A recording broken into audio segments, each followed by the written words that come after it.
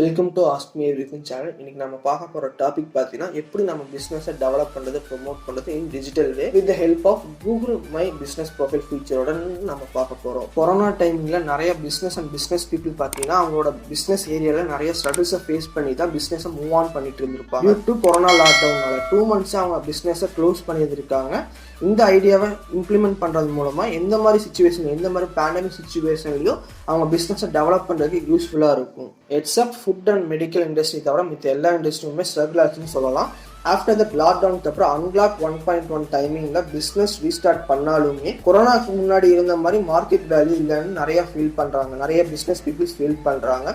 Accept high level company விட்டுருங்க, small level and mid level கம்பெனிஸ்லாம் பார்த்தீங்கன்னா அவங்க பிஸ்னஸை டேரெக்டாக கஸ்டமர்ஸ் அண்ட் டீலர்ஸ்டாக அப்ரோச் பண்ணி தான் அவங்க பிஸ்னஸை டெவலப் பண்ணுறாங்க. பட் இந்த கொரோனா டைமிங்கில் அவங்களுக்கு கொரோனா இருக்குன்னு பயந்து டைரக்ட் மீட்டிங்ஸை கேன்சல் பண்ணுறாங்க. இதனாலேயே அவங்க பிஸ்னஸ் டெவலப் பண்ணுற ஆப்பர்ச்சுனிட்டி கேன்சல் ஆகுது. இந்த மாதிரி ஸ்ட்ரகிள்ஸை நிறைய small and mid level companies face பண்ணியிருப்பாங்க.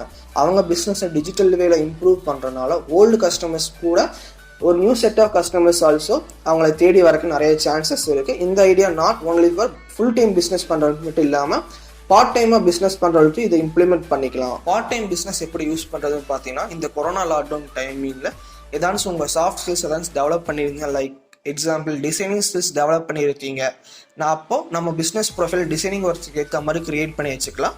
நியூ கஸ்டமர்ஸ் யாராச்சும் கூகுளில் சர்ச் பண்ணும்போது நியரஸ்ட் ஃபோட்டோ டிசைனர்ஸ் இல்லாட்டி லோகோ டிசைனர்ஸ் இன் கோயம்புத்தூர்னு சர்ச் பண்ணும்போது நம்ம வித்தவுட் எனி டொமைன் ஹெல்ப்போட நம்ம ப்ரொஃபைலை கூகுள் சர்ச் பேஜில் கொண்டு வரலாம். அந்த மாதிரி சர்ச் ரிசல்ட் வரும்போது அதில் வெப்சைட்னு ஒரு ஆப்ஷன் இருக்குது. உங்களுக்கு வெப்சைட் இருந்துச்சுன்னா அது மூலமாக உங்களை காண்டாக்ட் பண்ண நிறைய சான்சஸ் இருக்குது.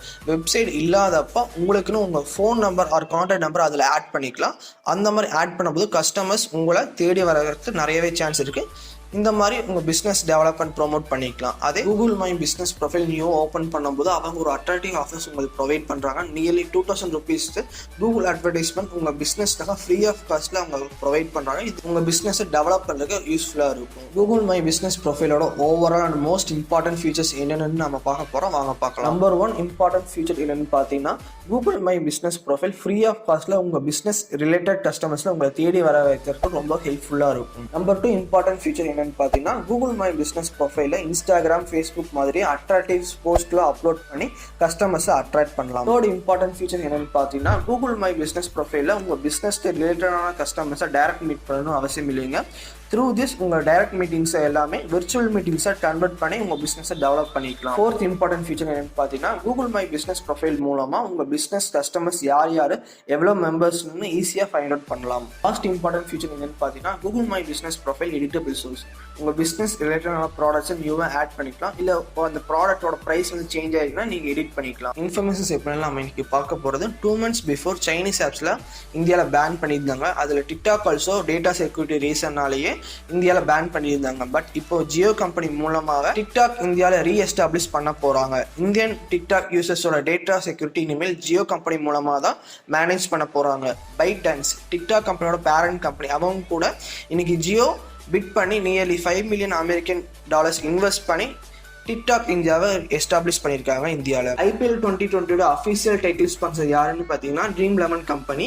இதுக்கு முன்னாடி விவோ தான் IPL டைட்டில் ஸ்பான்சராக இருந்தாங்க. இப்போ ரீசெண்டாக சைனீஸ் ப்ராடக்ட்ஸ்லாம் இந்தியன் கவர்மெண்ட் பைக்காட் பண்ணுறதுனால விவோ கூட இருந்த அக்ரிமெண்ட்டாக IPL கேன்சல் பண்ணியிருக்காங்க. அதாவது BCCI கேன்சல் பண்ணியிருக்காங்க.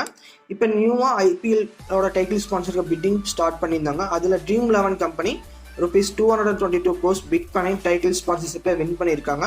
அண்ட் August 18 அதாவது இன்னிலிருந்து December 22 வரைக்கும் அஃபிஷியலாக IPL 2020 title sponsor Dream11 company தான். உங்கள் ஃப்ரெண்ட்ஸ் அண்ட் ஃபேமிலி மெம்பர்ஸ் யாராவது பிஸ்னஸ் பண்ணிட்டு இருக்காங்கன்னா அவங்கள Google my business profile open பண்ண சொல்லுங்கள். அப்போ தான் new set of customers approach பண்ணுறதுக்கு ஈஸியாக இருக்கும்.